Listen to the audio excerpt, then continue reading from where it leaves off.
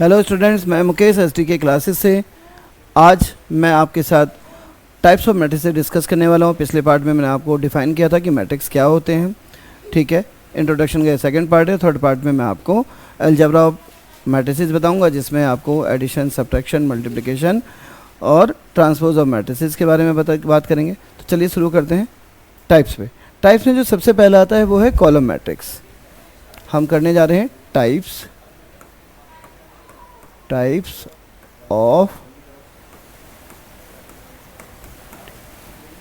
ओहो बच्चों, मेरे साथ ये प्रॉब्लम है थोड़े हेडिंग लिखने में। TYPES types of matrices.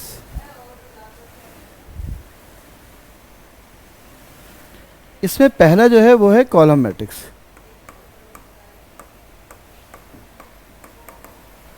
Column matrix का मतलब अ matrix having only one column.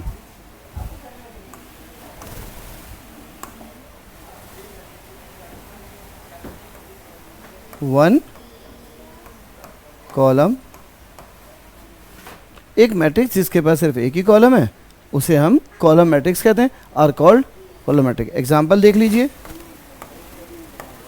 जैसे एक कोई मैट्रिक्स है जिसके पास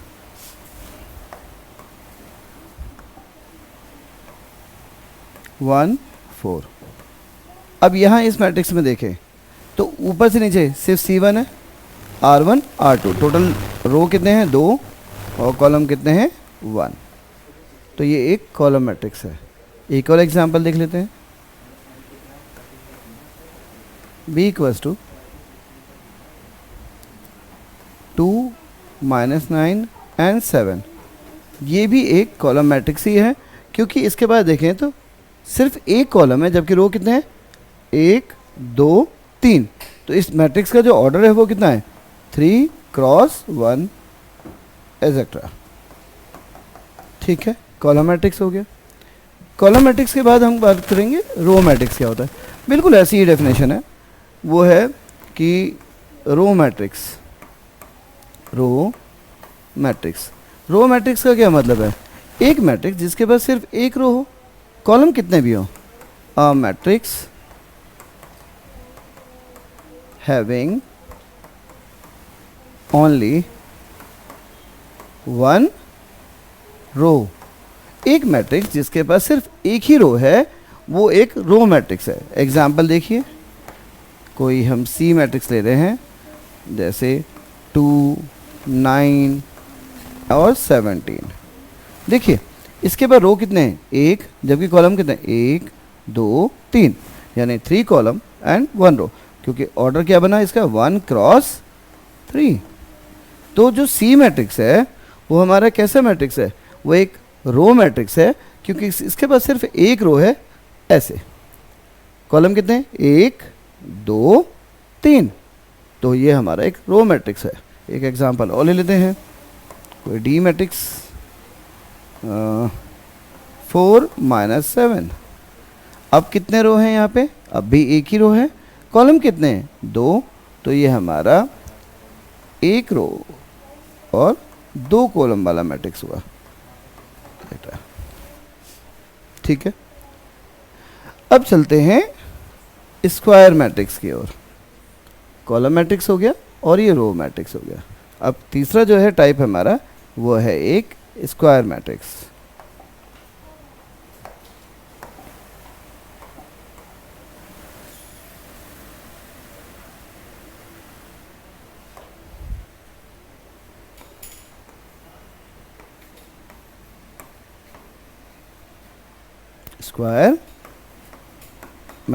स्क्वायर मैट्रिक्स का मतलब क्या है, अ मैट्रिक्स हैविंग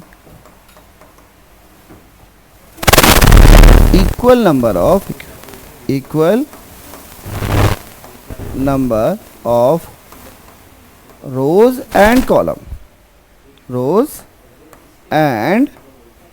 कॉलम। एक मैट्रिक्स जिसके पास समान संख्या में रो हैं और समान संख्या में ही कॉलम है। इसका मतलब अगर 2 रो हैं तो 2 ही कॉलम है, 3 रो है 3 रो है। ठीक है, in other words, in other words,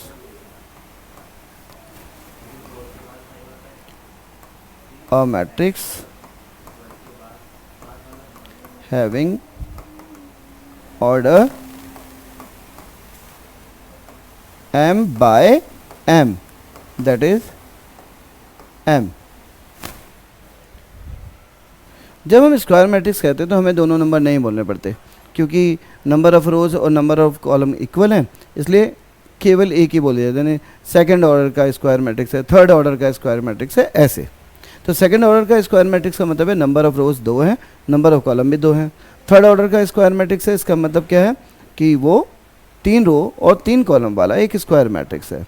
ठीक है, तो इस तरीके से अगर हम कह रहे हैं कि एक मैट्रिक्स जिसके पास इक्वल नंबर ऑफ रोज और कॉलम होते हैं उन्हें हम स्क्वायर मैट्रिक्स कहते हैं। दूसरे शब्दों में एक मैट्रिक्स जिसके पास ऑर्डर m क्रॉस m हो या दैट इज m हो, ये एक स्क्वायर मैट्रिक्स है।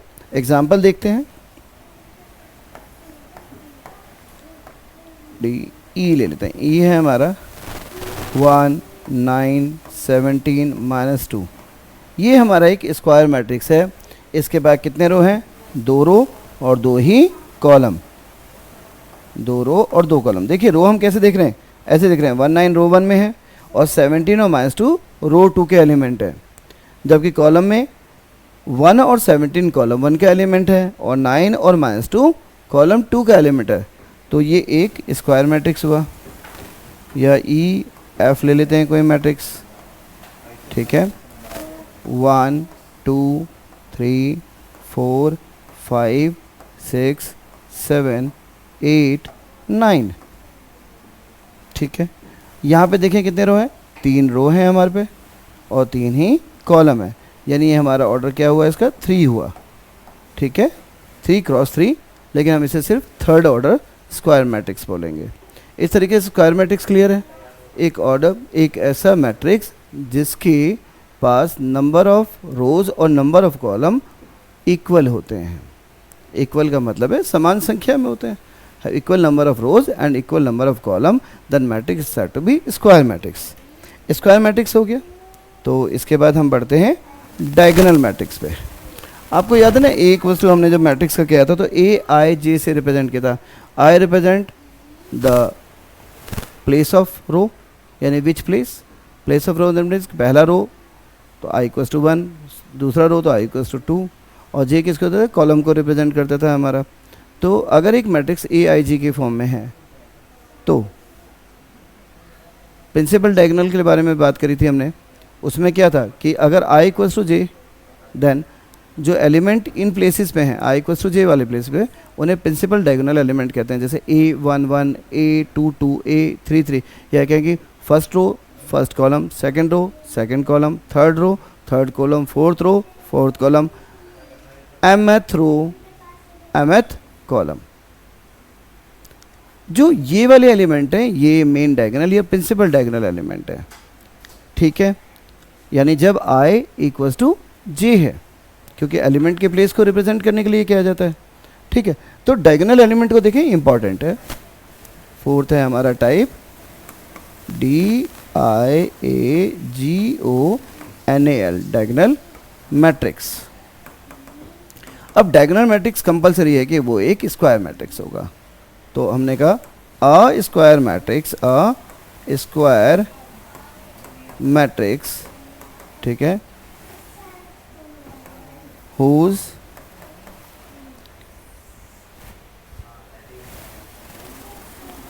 elements other than principal diagonal या main diagonal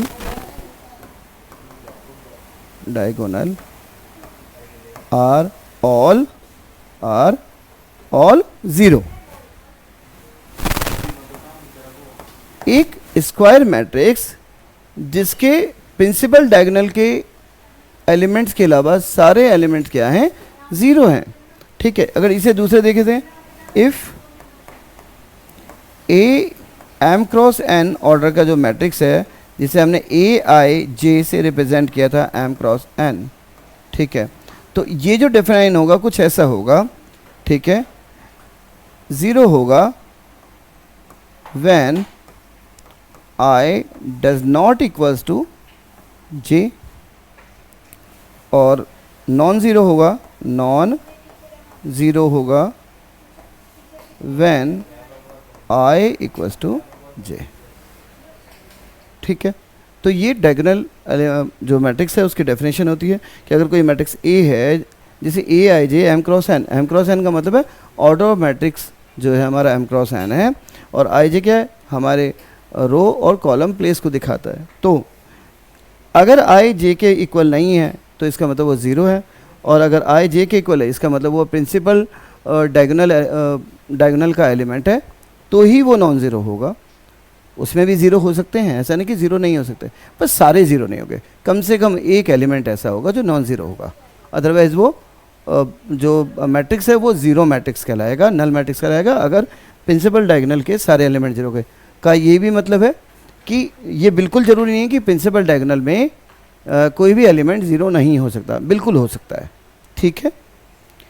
तो ये हो गया। इसके एग्जाम्पल को समझते हैं, उससे और बेहतर क्लियर हो जाएगा आपको। देखिए एग्जाम्पल, ए मैट्रिक्स हम ले लेते हैं। ए मैट्रिक्स जैसे हमने लिया 2 4 0 0, ये सेकेंड ऑर्डर का एक डायगोनल मैट्रिक्स है जहाँ के प्रिंसिपल डायगोनल के एलिमेंट A11 कितना है 2 है, A22 कितना है 4 है। लेकिन जब हम इधर देखते हैं A12 I does not equal to 2 0 है, A21 0 है। तो ये एक डायगोनल एलिमेंट है, एक डायगोनल मैट्रिक्स का एग्जांपल है। एक 3x3 का भी देख लेते हैं। कोई बी मैट्रिक्स हमने लिया 3x3 ऑर्डर का, तो यहाँ पे हो गया 1 9 6 0 0 0 0 0 एंड 0। अगर देखा जाए तो ये भी एक स्क्वायर मैट्रिक्स है भी, जिसके बाद 3 रो 3 कॉलम है। लेकिन जो इसके नॉन ज़ीरो एलिमेंट है वो किस पोजीशन पे है, B11 यानी फर्स्ट रो फर्स्ट कॉलम का एलिमेंट 1 है, सेकंड रो सेकंड कॉलम का एलिमेंट 9 है, और थर्ड रो थर्ड कॉलम का एलिमेंट 6 है। बाकी रेस्ट ऑफ एलिमेंट क्या है, सारे ज़ीरो हैं। तो ये एक डायगोनल एलिमेंट डायगोनल मैट्रिक्स है। यानी डायगोनल मैट्रिक्स का मतलब क्या है, हमने कहा कि एक ऐसा स्क्वायर मैट्रिक्स जिसके नॉन ज़ीरो एलिमेंट केवल किन पोजीशंस पे प्लेस्ड होंगे, प्रिंसिपल डायगोनल पोजीशंस पे। प्रिंसिपल डायगोनल का मतलब है व्हेन आई इक्वल्स टू जे, या फिर ये कहें कि 1 1 2 2 3 3 4 4 एंड सो ऑन, जहाँ पे जो प्लेस ऑफ रो और प्लेस ऑफ कॉलम इक्वल होता है, उस पोजीशन पे ही केवल नॉन ज़ीरो एलिमेंट प्लेस होंगे। बाकी रेस्ट ऑफ एलिमेंट्स क्या होंगे, ज़ीरो होंगे। तो हमने डायगोनल मैट्रिक्स कहते हैं, ठीक है। ये कंपलसरी कि एक स्क्वायर मैट्रिक्स होना चाहिए, ठीक है। दोबारा जैसे 1 2 first row second column element क्या है, 0 है। 1 3 first row third column element क्या है, 0 है। 2 1 सेकंड रो फर्स्ट कॉलम क्या है, 0 है। 2 3 second row third column element क्या है, 0 है। 3 1 थर्ड रो फर्स्ट कॉलम वाला एलिमेंट 0 है, थर्ड रो सेकंड कॉलम वाला एलिमेंट 0 है। तो यानी जब आई किसके इक्वल नहीं है, जे के इक्वल नहीं है, तो हम कह सकते हैं कि हमारा मैट्रिक्स क्या है, हमारा मैट्रिक्स का जो एलिमेंट है वो 0 है। और जब आई इक्वल टू जे है, यानी जब फर्स्ट रो फर्स्ट कॉलम की बात करी तो वो एक नॉन ज़ीरो नंबर था, 1 है इस मैट्रिक्स के हिसाब से, ठीक है। सेकंड रो सेकंड कॉलम है, वो भी एक नॉन ज़ीरो एलिमेंट है। थर्ड रो थर्ड कॉलम है। दूसरी बात मैंने आपसे ये मेंशन करी कि प्रिंसिपल डायगोनल एलिमेंट में डायगोनल मैट्रिक्स का ये कतई मतलब नहीं है कि जो प्रिंसिपल डायगोनल एलिमेंट है उन पोजीशन पे, यानी व्हेन आई इक्वल्स टू जे वाली पोजीशन है, उस पर ज़ीरो नहीं हो सकते। हाँ, सारे ज़ीरो नहीं हो सकते। इसका मतलब है कि अगर मैं एक एग्जांपल और दूँ, अगर मैंने कोई सी मैट्रिक्स बनाया और मैंने लिखा 1 या 4 0 0 0 0 0 0 0 0, तो क्या ये एक डायगोनल मैट्रिक्स है? Answer yes, it is also a diagonal matrix. Why? A1 1 पे 4 है, 2 2 पे 0 है, 3 3 पे 0 है, लेकिन डायगोनल की डेफिनेशन क्या थी कि वो एक स्क्वायर मैट्रिक्स है। ये एक स्क्वायर मैट्रिक्स है। और जो नॉन ज़ीरो एलिमेंट है, यानी नॉन ज़ीरो एलिमेंट है, वो प्लेस्ड होना चाहिए प्रिंसिपल डायगोनल पोजीशन पे। A1 1 पे है, ठीक है। ये कंपलसरी नहीं है कि सारे एलिमेंट, लेकिन कम से कम एक एलिमेंट का नॉन ज़ीरो होना ज़रूरी है, ठीक है। तो ये हो गया हमारा डायगोनल एलिमेंट। अब हम बढ़ रहे हैं किसकी तरफ, स्केलर मैट्रिक्स की तरफ। फिफ्थ है हमारा SCALAR, scalar matrix. Scalar matrix कौन सा मैट्रिक्स है? इसके डेफिनेशन में है कि एक डायगोनल मैट्रिक्स, ठीक है, अ diagonal DIAGONAL diagonal matrix whose all principal diagonal elements principal diagonal elements are equal, ठीक है। एक डायगोनल मैट्रिक्स जिसके सभी प्रिंसिपल डायगोनल एलिमेंट जो हैं वो इक्वल हैं, तो हम इसे एक स्केलर मैट्रिक्स कहते हैं, ठीक है। अगर मैं इसे सिंबॉलिकली दिखाऊं तो अगर if B equals to BIJ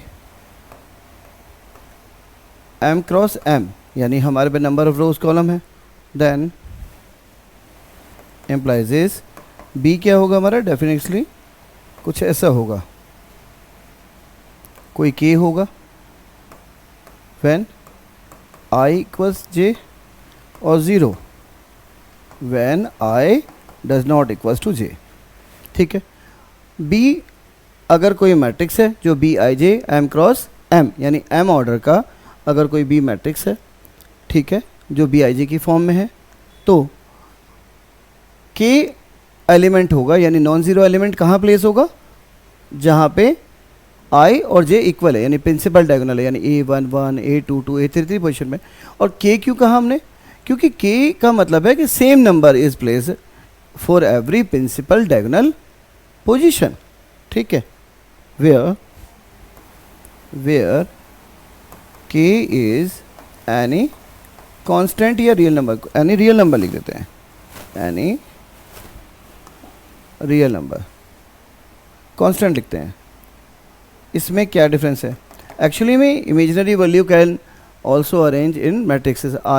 iota है आपके है 12th में, तो वो भी तो प्लेस हो सकता है, तो imaginary number can also place on such positions, तो इसीलिए हमने कांस्टेंट बोला, ठीक है। एग्जाम्पल देख लेते हैं, ज़्यादा बेहतर हो जाएगा। एग्जाम्पल है, अगर हम एक ले लें, बी मैट्रिक्स ही लेते, तो जैसे अगर हमने खाली 4 लिया, तो ये भी एक डायगोनल मैट्रिक्स ही है, क्योंकि A11 पोजीशन में नॉन ज़ीरो एलिमेंट है, बाकी है नहीं। कोई C ले लिया हमने, -2 0 0, इसका ऑर्डर कितना है, 2 है,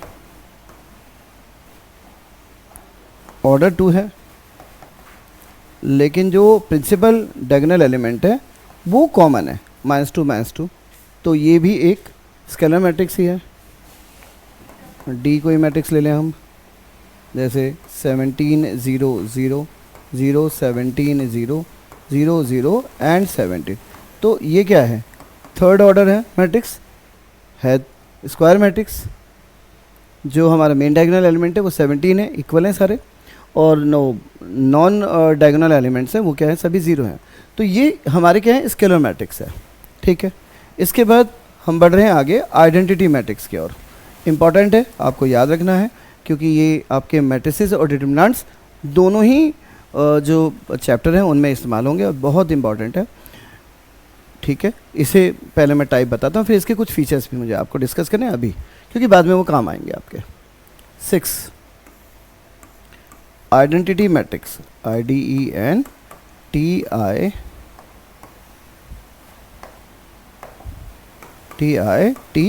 identity matrix.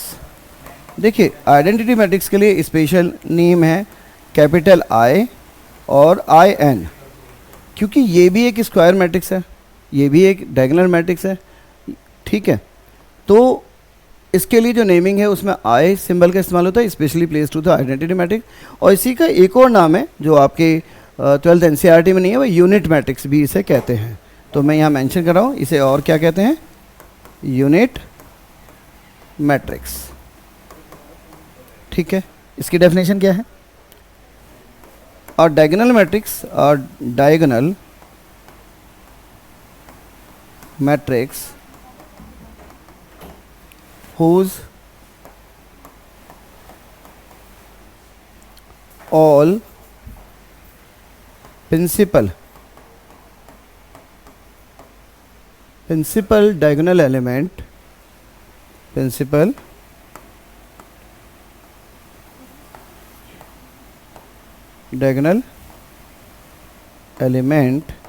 are all ones।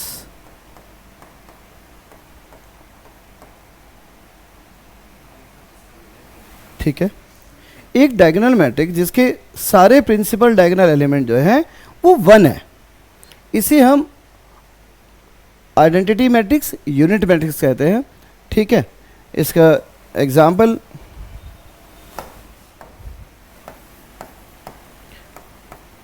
अगर हम सिर्फ ये भी ले लें तो भी ये है 1 by 1 है, या एक ऑर्डर कितना है, फर्स्ट ऑर्डर का है, ये भी आइडेंटिटी मैट्रिक्स है।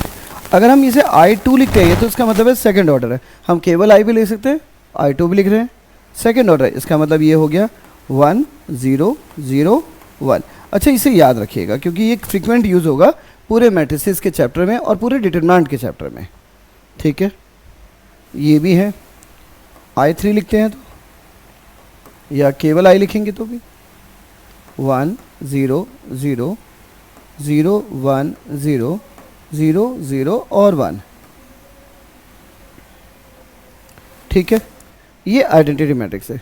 कुछ और क्या बताना था, देखिए आइडेंटिटी मैट्रिक्स की जो प्रॉपर्टी है ये बिल्कुल वैसी ही है जैसे हमारी नॉर्मल जो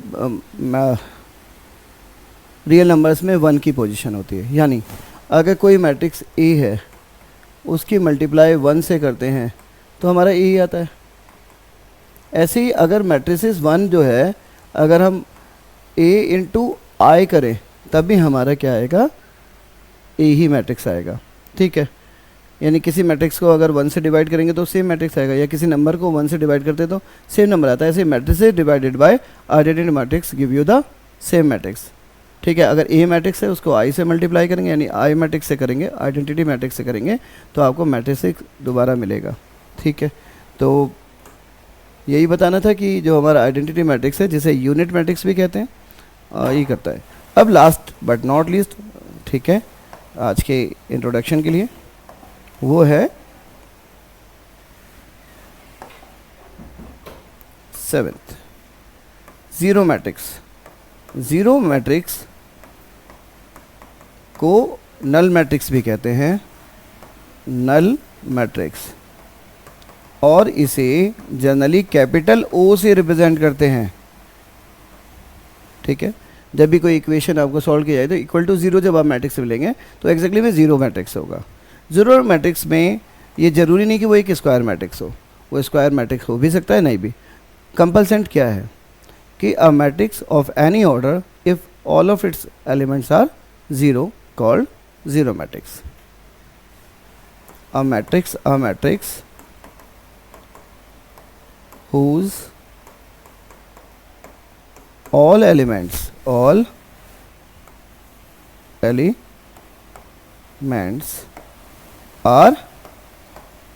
ज़ीरो।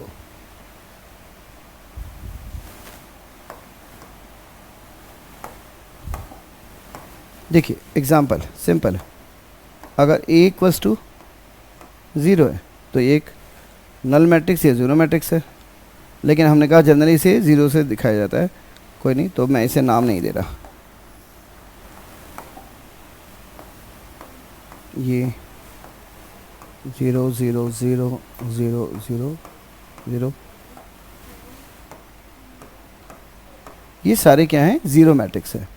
ठीक है, इसके बाद एक वैसे टाइप्स ख़त्म हो गए हैं।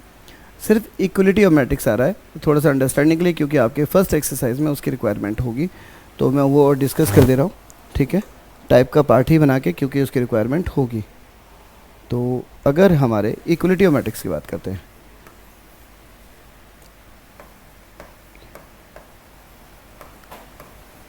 Equality of two matrices say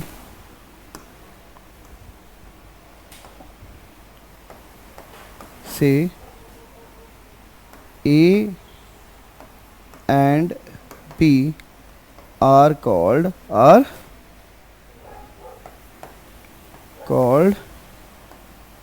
equal matrices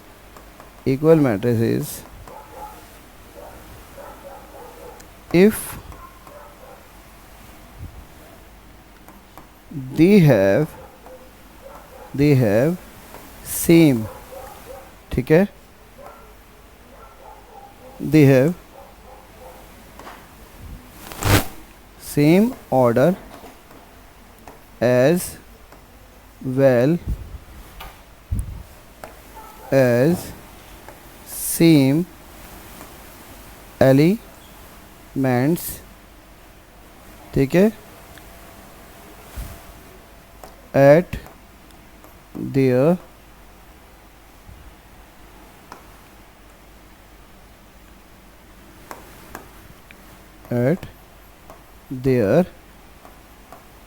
respective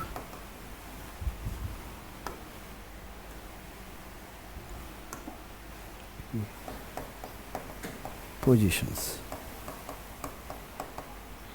देखिए, अगर दो मैट्रिक्स है हमारे पे ए और बी, तो उन्हें हम इक्वल मैट्रिक्स कब कहेंगे? एक तो उनका ऑर्डर इक्वल होना चाहिए, दूसरा उनकी जो रिस्पेक्टिव पोजीशन है, जैसे A I J must equals to B I J, that's it. इसका मतलब है कि अगर मैं इसे और थोड़ा सा प्रिसाइज करके बताऊं आपको, तो कुछ ऐसा है, ठीक है। In other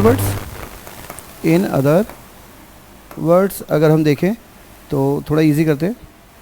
if a I J M cross n equals Bij m cross n, then A and then A equals B। देखिए, इक्वलिटी ऑफ मैट्रिसेस कहते हैं। हमने कहा दो मैट्रिसेस को अगर हमारे हैं A और B, अगर हम उन्हें इक्वल मैट्रिक्स कहेंगे तो क्या होना ज़रूरी है? एक तो उनके ऑर्डर का सेम होना ज़रूरी है, दूसरा उनके रिस्पेक्टिव पोजीशन के एलिमेंट्स का भी सेम होना ज़रूरी है। सेम ऑर्डर और same elements at their respective position. Symbol में देखें तो A I J M cross N must equals to B I J M cross N होना चाहिए for matrix A and B, ठीक है।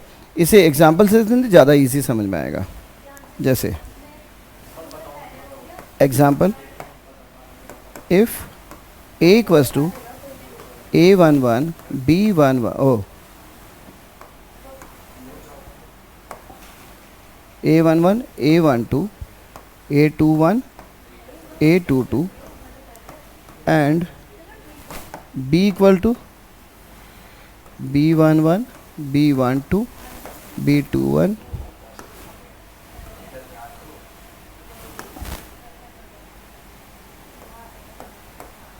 B22,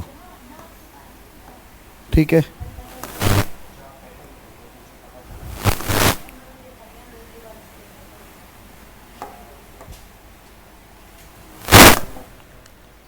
Then A equals B only if A11 equals B11, A12 equals B12, A21 equals B21 and A22 equals B22। देखिए, अगर दो matrix equal हैं ए और B, तो उनके रिस्पेक्टिव पोजीशन के एलिमेंट भी इक्वल है। यहाँ पे देखिए, एक हमने मैट्रिक्स माना ए और एक मैट्रिक्स लिया बी, दोनों के ऑर्डर कितने हैं? देखें तो इसके पास भी 2 रो और 2 ही कॉलम है, यानी ये सेकंड ऑर्डर का मैट्रिक्स है। इसके पास भी 2 रो और 2 ही कॉलम हैं। तो अगर इसके रिस्पेक्टिव एलिमेंट है A11, A12, 21, 22, ऐसे B11, B12, B21 और B22 B के हैं, तो A इक्वल टू B कब होगा? A इक्वल टू B केवल तभी हो सकता है जब A11 B11 के बराबर, A12 B12 के बराबर, A21 B21 के बराबर और A22 B22 के बराबर होंगे। ठीक है, इसे और प्रिसाइज करते हैं। अगर C है हमारे पास सपोज 1 2 3 4 और D भी है हमारे पास 1 2 3 4 और E है हमारे पास 2 1 3 4, तो जरा देखिए। हाँ, तो then C equals to D होगा। क्यों? 1 1 2 2 प्लेसेस पे, but neither C equal C nor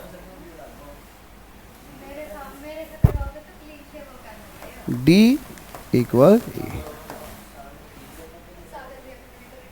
sorry, neither लगा तो डज नॉट नहीं लगाना था, मैं थोड़ा सिंबल गलत लगा दिया। C इक्वल E नॉर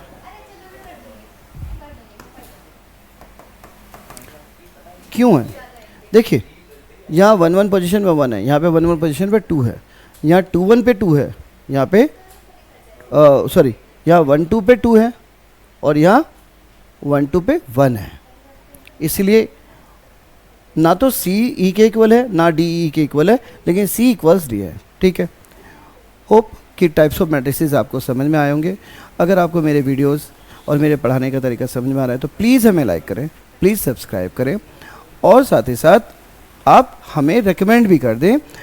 जो बच्चे ज़्यादातर ट्यूशन नहीं ले पाते या जो स्कूल की एजुकेशन सफिशिएंट नहीं होती, तो हमारी वीडियोस आपके बहुत काम आ सकती है। हम कई सालों से कोचिंग सेंटर चला रहे हैं। ठीक है, हमें बहुत सारा एक्सपीरियंस है पढ़ाने का और हमारा जो टारगेट है कि हम इस नवंबर तक कोशिश कर रहे हैं कि आपके जितने भी कोर्स है वो समय पे पूरा हो जाए। उसके बाद क्रैश कोर्स जैसे हम लोग कराते हैं वो भी कराएंगे, इंपॉर्टेंट क्वेश्चंस वगैरह सारी चीज़ें हैं जो आपको मिल पाएंगी, तो ये आपके लिए बहुत फ़ायदेमंद होगा। साथ ही साथ SD की क्लासेस जिस चैनल से आप मेरी वीडियो को देख रहे हैं, इस पे कॉमर्स के और साइंस के सभी सब्जेक्ट्स को कवर करने की हम कोशिश कर रहे हैं। मेरे टीचर्स कोशिश कर रहे हैं कि समय पे आपको ये सारी वीडियोस मिल जाएं ताकि आप अपनी पढ़ाई को अच्छे से और कर सकें। और 10th क्लास के ऑल सब्जेक्ट के भी वीडियोस आपको मेरे चैनल पे मिल रहे हैं। ठीक है, तो आप अच्छे से पढ़ें, हमें डेफिनेटली आपको भी फ़ायदा है और हमें भी फ़ायदा होता है जब आप हमें करते हैं। तो अपना बहुत सारा ख्याल रखें, मिलते हैं नेक्स्ट वीडियो में, तब तक